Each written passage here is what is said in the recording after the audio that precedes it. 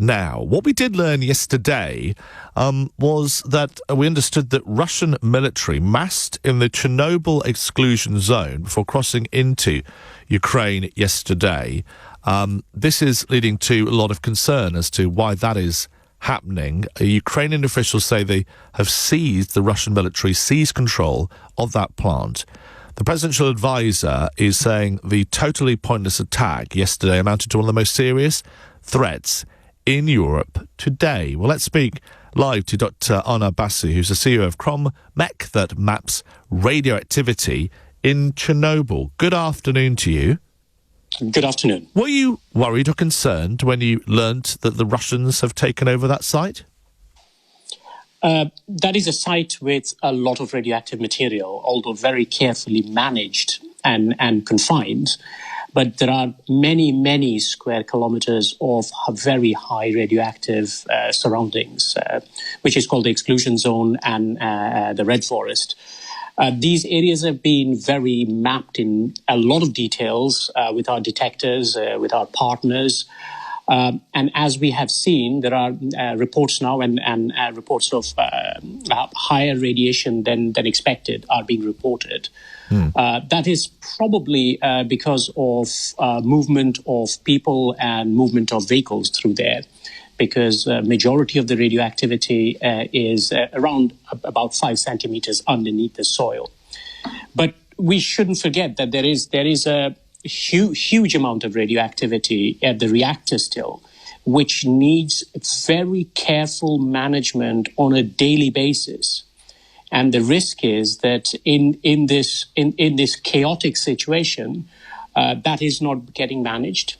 More worryingly, if there are serious explosions in and around, or particularly in the confinement space, there could be risks in radioactivity spreading, certainly locally, but it could go beyond, depending on the nature of the nature of the explosion. So, you don't believe that there's any sinister side in terms of why the Russians would want to take that site?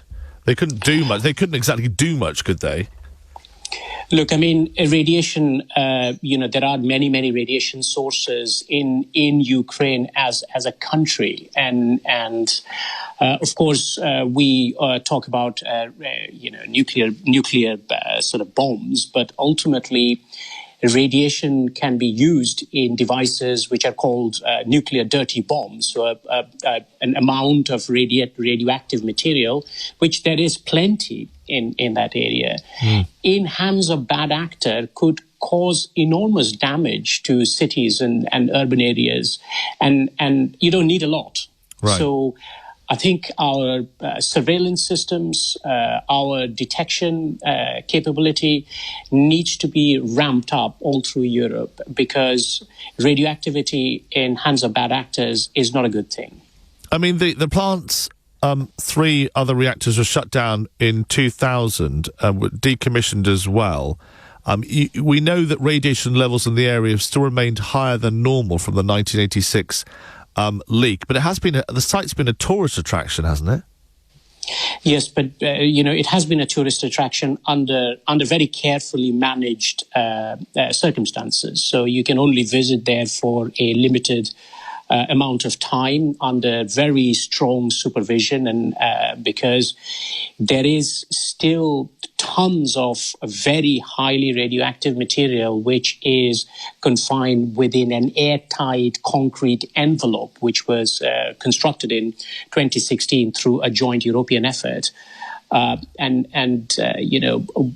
a war zone around that is not a great idea. So I think having that area secured, reducing the chances of explosions is the best thing that we can hope for.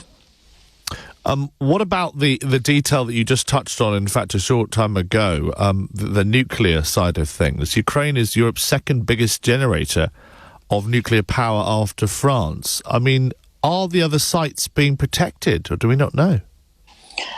I won't be able to comment on what's going on in individual sites, No. But certainly, there is we need to really ramp up our surveillance capability. There are technologies which are able to do real time sort of mapping of movement of radioactive materials. So certainly we need to be careful that radioactive material does not physically come out of the war zone or the areas of disturbance into other parts of Europe, which could be harmful to society. We mustn't forget that back in the tragedy of 1986, 31 people lost their lives in what happened there. You map the radioactivity in Chernobyl. Have you ever been?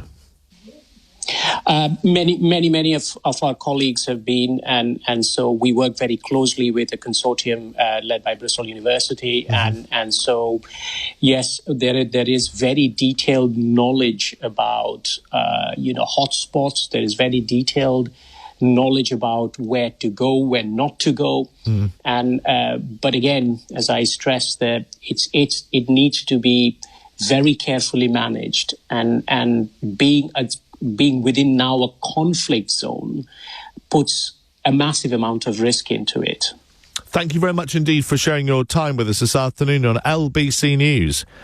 That is the voice there of Dr. Arnab Basu, CEO of Kromek, that maps radioactivity in Chernobyl.